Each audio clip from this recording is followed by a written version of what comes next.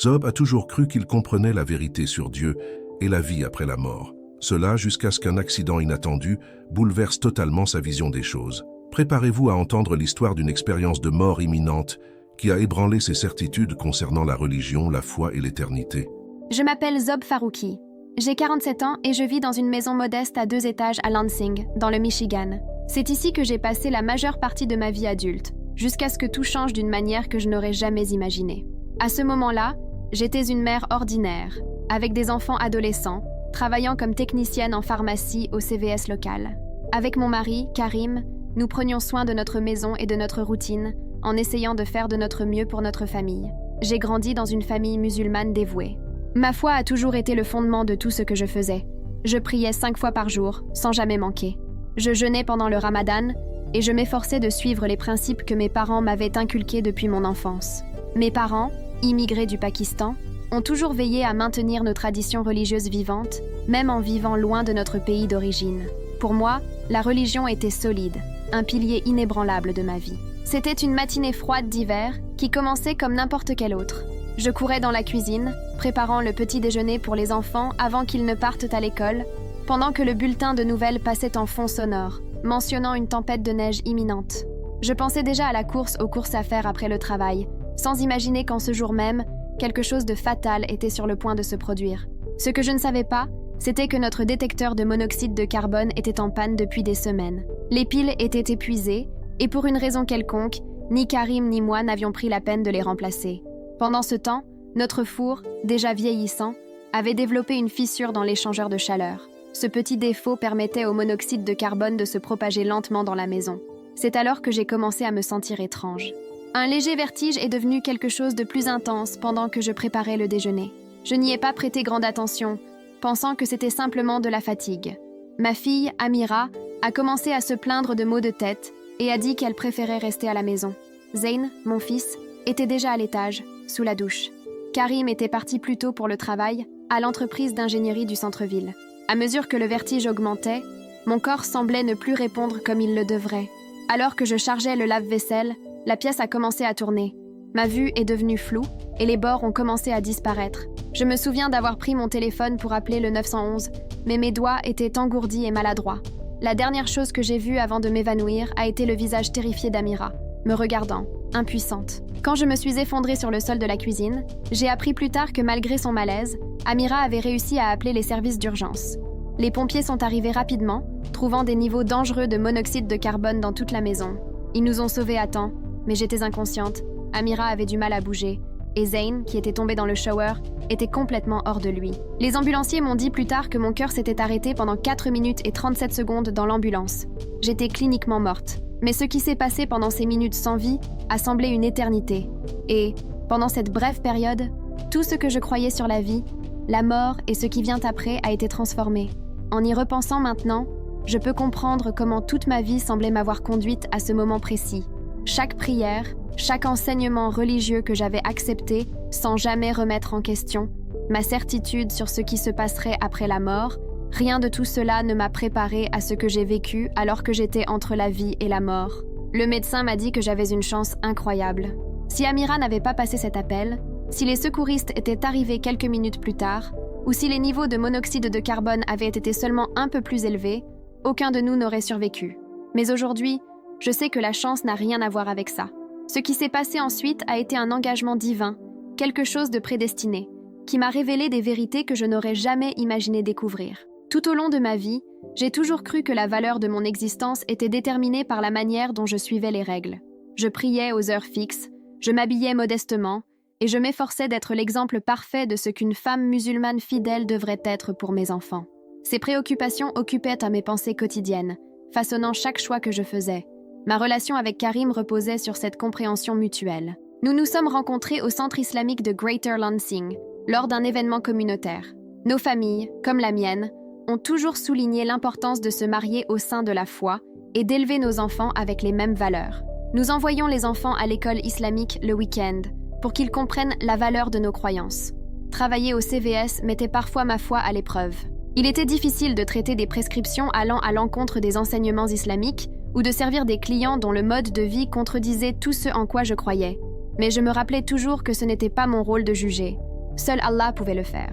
Le matin de mon expérience de mort imminente, je me souviens de m'être sentie particulièrement bénie. Amira venait d'être acceptée à l'université d'État du Michigan avec une bourse complète, les notes de Zayn s'amélioraient après un début difficile au lycée, et Karim venait de recevoir une promotion. Tout semblait s'aligner comme je croyais que cela devait être, comme le résultat d'une vie qui suivait toutes les règles. Par la fenêtre de ma cuisine, je regardais les enfants voisins attendre le bus scolaire, bien emmitouflés pour se protéger du froid du Michigan. Madame Patterson, de la maison voisine, nettoyait l'entrée de son garage, et je me suis fait une note mentale de demander à Zayn de l'aider plus tard. Ces petits moments de la vie quotidienne semblaient si permanents, si sûrs, que je n'avais aucune idée qu'en quelques heures, tout ce en quoi je croyais, sur le monde, la vie, la mort et même sur Dieu, serait complètement détruit. La certitude qui avait soutenu ma vie était sur le point de s'effondrer, comme un château de cartes balayé par un vent fort. On dit que les expériences de mort imminente changent les gens, mais cela ne suffit pas à décrire ce qui m'est arrivé. Ce n'était pas un simple changement. C'était comme renaître, avec de nouveaux yeux, voyant le monde pour la première fois. La vérité que j'ai découverte pendant ces 4 minutes et 37 secondes ne changerait pas seulement ma vie, mais celle de tous ceux qui m'entourent. Pendant que je poursuivais ma routine matinale ce jour-là, je n'avais aucune idée qu'au coucher du soleil, je recevrais un message si important, si urgent, qu'il me guiderait pour le reste de ma vie, à le partager avec quiconque serait prêt à écouter. Un message sur ce qui nous attend vraiment de l'autre côté, sur la véritable nature de Dieu et sur les choix que nous faisons dans cette vie qui résonnent à travers l'éternité. Lorsque mon cœur a cessé de battre, tout a changé. Il n'y a pas eu de tunnel de lumière, comme beaucoup de gens le décrivent. Au lieu de cela, j'ai ressenti comme si j'étais soudainement plongée dans de l'eau glacée, un choc intense qui secouait chaque partie de mon être. Je me suis vue flotter au-dessus de mon corps, dans l'ambulance. Les paramédics travaillaient frénétiquement, leur voix étouffée, comme si je les entendais à travers une vitre épaisse. L'un d'eux pratiquait des compressions thoraciques, pendant que l'autre préparait le défibrillateur. Je pouvais me voir là, allongée, pâle et sans vie, toujours vêtue de la chemise bleue de mon uniforme CVS et du collier en argent que mon mari m'avait offert pour notre anniversaire. Mais ce qui était le plus étrange, c'était que je ne ressentais pas de peur. C'était comme regarder un film sur quelqu'un d'autre. J'ai remarqué des détails que je n'aurais jamais remarqués autrement. Le jeune paramédic avait une tache de café sur la manche de sa chemise et il y avait une fissure dans le plafond de l'ambulance qui ressemblait à un point d'interrogation. Puis, tout est devenu sombre, mais ce n'était pas le genre d'obscurité que l'on voit quand on ferme les yeux. C'était une obscurité dense, presque palpable, qui semblait vivante d'une certaine manière. Je pouvais sentir quelque chose qui m'attirait plus profondément, comme si une force invisible me tirait. Soudainement, je n'étais plus seule. Il y avait une présence avec moi, belle et terrifiante à la fois. Elle n'avait pas de forme physique que je puisse voir, mais je savais, sans aucun doute, que c'était un ange. Pas un ange avec des ailes douces et un halo comme sur les cartes de vœux, mais quelque chose de tellement puissant et ancien que, rien qu'en étant près de lui, mon âme tremblait. L'ange ne parla pas avec des mots. Au lieu de cela, des images et une compréhension profonde inondèrent mon esprit. Je vis toute ma vie se dérouler devant moi, mais pas seulement les actions que j'avais prises. Je voyais les effets en cascade de chacune de mes décisions. Je vis l'impact du moment où j'avais été rude avec un collègue de travail, comment ce simple geste affecta sa journée d'une manière que je n'avais jamais imaginée. Je vis aussi le moment où j'avais aidé une cliente âgée avec ses prescriptions et comment cette petite gentillesse lui apporta de l'espoir quand elle en avait le plus besoin. Mais ce qui m'a le plus choquée, c'est de voir comment ma dévotion à l'islam affectait les autres. L'ange me montra comment, dans ma quête d'une pratique religieuse plus stricte, j'encourageais d'autres à suivre le même chemin, croyant que je les aidais. Pourtant, il me révéla comment, en faisant cela, je les éloignais de la véritable foi, au lieu de les en rapprocher. Je voulais protester, défendre mes croyances, mais en présence de cet être divin, toutes mes paroles semblaient en vide.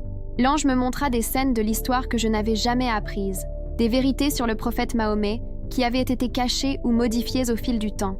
C'était comme si un voile tombait de mes yeux, et je voyais enfin la réalité dans sa forme la plus pure. L'obscurité autour de nous commença à changer. Je vis d'autres âmes se déplacer à travers elle, des milliers, peut-être des millions. Certaines se dirigèrent vers le haut, vers une lumière que je n'avais pas encore remarquée, tandis que d'autres descendaient, leur forme spirituelle devenant plus sombre à mesure qu'elles s'éloignèrent de la lumière. L'ange me montra que le destin de chaque âme n'était pas aléatoire. C'était le résultat naturel de ce en quoi elle croyait et de la façon dont elle vivait. Je vis des musulmans, des bouddhistes, des hindous et des gens d'autres religions, tous découvrant que leurs croyances sincères, aussi profondes qu'elles soient, n'étaient pas suffisantes. La vérité était disponible pour tous, mais beaucoup avaient choisi des chemins différents. Je vis certaines âmes se rendre compte de leur erreur trop tard. Elles appelèrent Allah, les divers prophètes et dieux qu'elles suivaient, mais ne reçurent aucune réponse. L'ange me montra qu'il n'y avait qu'une seule manière d'atteindre la lumière au-dessus. Il n'y avait qu'une seule vérité capable de sauver une âme des ténèbres. Puis, l'ange me guida plus près des âmes qui descendaient. L'expérience allait au-delà du terrifiant. L'angoisse que ces âmes ressentaient était si intense qu'elle semblait être une attaque physique. Je vis des personnes que j'avais connues dans la vie, des gens bons, qui priaient 5 fois par jour, qui faisaient des dons à la charité, mais qui étaient néanmoins attirés vers le bas. Leurs prières à Allah résonnaient en vain dans le vide, comme si elles n'étaient que des mots vides dans l'abîme. Je reconnus le frère Karim, qui priait à notre mosquée depuis des décennies. Il avait toujours été là, un pilier de notre communauté, mais maintenant son âme s'assombrissait alors qu'il descendait, toujours tenant son chapelet, avec l'expression de celui qui perd quelque chose d'irréparable. À côté de lui se trouvait sœur Fatima, qui enseignait le Coran à nos enfants. Leur visage reflétait à la même horreur que je vivais, celle de découvrir que toute notre dévotion avait été mal dirigée. Nous avions mis l'ange à la mauvaise place. Et puis, l'ange me montra quelque chose qui fit profondément souffrir mon cœur. Des âmes d'enfants décédés, y compris certains de ma propre communauté. Mais, contrairement aux adultes, elles étaient attirées vers le haut, vers la lumière. L'ange m'a aidé à comprendre que ces enfants étaient innocents, qu'ils n'avaient pas encore été corrompus par les fausses croyances que les adultes avaient suivies. Cette miséricorde m'apporta à la fois du réconfort et une immense tristesse, car je savais que beaucoup de parents ne reverraient jamais leurs enfants. À mesure que nous traversions cet espace spirituel, je commençais à remarquer quelque chose de curieux. Certaines âmes semblaient nous porter des chaînes faites de lumière, mais ce n'étaient pas des chaînes physiques. Elles étaient faites de croyances, de traditions et de pratiques qui les maintenaient enchaînées. Ces chaînes étaient lumineuses, ornées de calligraphie arabe et de symboles islamiques, et bien qu'elles fussent belles, elles étaient lourdes, attirant les âmes vers le bas. Je ressentais leur poids dans mon propre être. L'ange me conduisit alors dans ce qui semblait être un vaste tribunal, mais composé uniquement de lumière. Des âmes apparaissaient devant un juge dont la présence était indescriptible. Je ne pouvais pas le voir directement, car la lumière émanait d'une manière telle qu'il était impossible de la regarder sans ressentir la sacralité et l'intensité de son essence. La vie de chaque âme n'a pas été jugée uniquement par ses actions, mais aussi par le choix de ce en quoi elles ont cru lorsque la vérité était à portée de main. J'ai vu une femme que je reconnaissais de notre mosquée confrontée à la vérité tout au long de sa vie. Chaque fois qu'elle rencontrait des missionnaires chrétiens, lorsqu'elle voyait des églises ou entendait le message de l'Évangile, elle rejetait tout cela. Chaque moment de rejet était comme un témoin contre elle. La vérité était là, disponible, mais elle choisissait de rester dans ses croyances familiales, sans questionner. Puis, vint mon tour de faire face au jugement. Chaque fois que je déclarais fièrement la shahada, chaque fois que j'enseignais à mes enfants que Jésus n'était qu'un prophète, chaque fois que je rejetais la Bible comme corrompue, tout cela m'a été exposé devant moi. Le poids de mon erreur était accablant. Contrairement à beaucoup d'âmes, j'ai vu que mon jugement n'était pas final. Tout ce qui m'était montré avait un but. L'ange m'a dit que j'aurais la chance de revenir, pour partager tout ce que j'avais appris. Mais avant cela, je devais voir encore plus, bien plus. Nous avons commencé à monter vers la lumière, et j'ai senti mes chaînes de fausses croyances commencer à se dissoudre à mesure que nous montions. La lumière devenait de plus en plus forte, mais pas de manière aveuglante. C'était comme un bain d'amour pur qui m'enveloppait complètement. Puis, j'ai vu ce qui semblait être différents niveaux ou royaumes, chacun plus beau que le précédent. Cependant, l'ange a clairement indiqué que ce n'étaient pas les multiples cieux que l'on m'avait enseignés dans l'islam. Et c'est alors que je l'ai vu, Jésus-Christ. Mais pas comme je le connaissais dans les enseignements islamiques, pas seulement comme un prophète, pas seulement comme un homme bon. Il était Dieu lui-même. Sa présence était écrasante, tellement remplie d'amour que cela semblait presque me briser. Les mensonges que je croyais à son sujet ont disparu comme des feuilles sèches emportées par le vent. J'ai vu la vérité sur la Trinité, pas 3 dieux, comme on me l'avait enseigné, mais un Dieu en 3 personnes, un mystère qui, soudainement, avait tout son sens. C'était comme essayer d'expliquer les couleurs à quelqu'un qui n'a vu que du noir et blanc. On ne peut vraiment comprendre qu'en expérimentant. L'ange m'a ensuite montré des scènes de l'histoire, mais pas les histoires que j'avais apprises.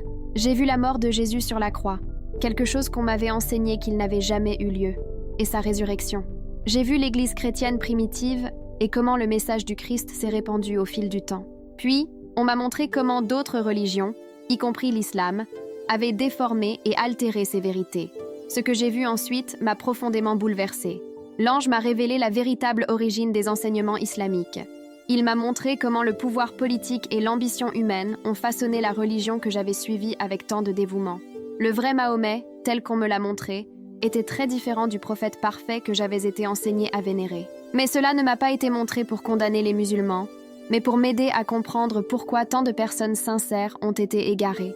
J'ai vu comment Satan, au fil des siècles, avait soigneusement architecturé cette tromperie, exploitant le désir naturel des gens pour la structure et les règles, les éloignant de la véritable salut. L'ange m'a alors emmené dans un endroit qui ressemblait à une vaste bibliothèque, mais au lieu de livres, elle était remplie des histoires de vie des gens. Non seulement ce qu'ils ont fait, mais ce qu'ils auraient pu faire. J'ai vu des versions alternatives de mon propre chemin de vie, des choix que j'aurais pu faire si j'avais accepté la vérité plus tôt. J'ai vu mes enfants grandir libres du poids des fausses croyances, mon mari et moi guidant d'autres vers la véritable liberté, au lieu d'un esclavage plus profond. C'est là qu'est venue la partie la plus difficile. J'ai vu les gens que j'avais influencés, des amis à qui j'avais conseillé de devenir plus dévoués à l'islam, des voisins que j'avais invités à la mosquée, même mes propres enfants, à qui j'avais appris à rejeter les croyances chrétiennes. L'ange m'a aidé à comprendre que je devrais rendre des comptes non seulement pour mes propres choix, mais aussi pour l'impact que j'avais eu sur la vie des autres. Mais au milieu de cette lourde révélation, quelque chose d'espoir m'a aussi été montré. J'ai vu comment mon expérience de presque mort pourrait influencer d'autres vies. J'ai observé comment mon témoignage aiderait d'autres personnes à se libérer des mêmes chaînes qui me retenaient. L'ange m'a montré des musulmans qui écouteraient mon histoire et commenceraient à remettre en question leurs propres croyances, entamant ainsi leur chemin vers la vérité. La lumière autour de nous s'est intensifiée encore plus, et je me suis retrouvée dans un endroit que je ne peux décrire que comme la salle du trône du ciel. La présence de Dieu là était si puissante que tous mes concepts précédents de l'adoration semblaient des pâles imitations. Ce n'était pas l'Allah distant et impersonnel auquel je priais 5 fois par jour. C'était un Père qui me connaissait profondément et m'aimait d'une manière parfaite. Dans la salle du trône, j'ai été témoin de quelque chose qui a complètement transformé ma compréhension du salut. J'ai vu des âmes entrer au ciel, mais pas par leur propre mérite ou bonnes œuvres. Chacune de ces âmes avait mis sa foi en Jésus-Christ, et leur vie reflétait cette foi par les sacrements et les bonnes œuvres inspirées par le Saint-Esprit. C'est là que j'ai enfin compris. Le salut est un don de la grâce, reçu par la foi, affirmé par les sacrements et démontré par les œuvres. L'ange m'a alors montré comment toute ma dévotion religieuse, que je croyais être le chemin du salut, avait en réalité été une barrière. Ma stricte adhésion à la loi islamique, mes prières, mon jeûne, tout cela n'était pas un chemin vers Dieu, mais des tentatives de conquérir ce qui ne pouvait être donné gratuitement que par la foi en Jésus-Christ et la participation à son sacrifice. Pendant que j'étais au ciel, j'ai pu entendre les conversations des âmes récemment arrivées, certaines musulmanes, d'autres hindous, bouddhistes, athées. Ce qui m'a le plus frappé, c'est ce que beaucoup ont dit, mais j'étais tellement sûre d'avoir raison. L'amour qu'ils ont trouvé là était accablant. Cependant, pour beaucoup, il était trop tard. L'ange m'a alors conduit à une vision que je n'avais jamais attendue, les saints de l'histoire chrétienne. Ils n'étaient pas des figures lointaines et inaccessibles, comme je l'avais imaginé. Ils étaient vivants, vibrants et totalement humbles. Je les ai vus adorer aux côtés d'anciens musulmans qui avaient retrouvé la vérité pendant leur vie terrestre. Il n'y avait pas de hiérarchie, ni de statut spécial. C'était simplement une célébration commune de la grâce de Dieu. Puis, vint la vision la plus difficile. L'ange me montra l'enfer, non seulement comme un état de séparation de Dieu, mais comme un lieu de tourment réel, où les flammes symbolisaient la souffrance intense du châtiment éternel. Les âmes là-bas n'étaient pas torturées par des démons avec des fourches. Leur tourment venait du fait d'être dans un endroit où la présence de Dieu était complètement absente. Le feu était littéral, et l'angoisse interminable. J'ai vu des leaders religieux que j'avais respectés dans ma vie, des hommes et des femmes qui ont égaré des milliers de personnes avec leurs enseignements.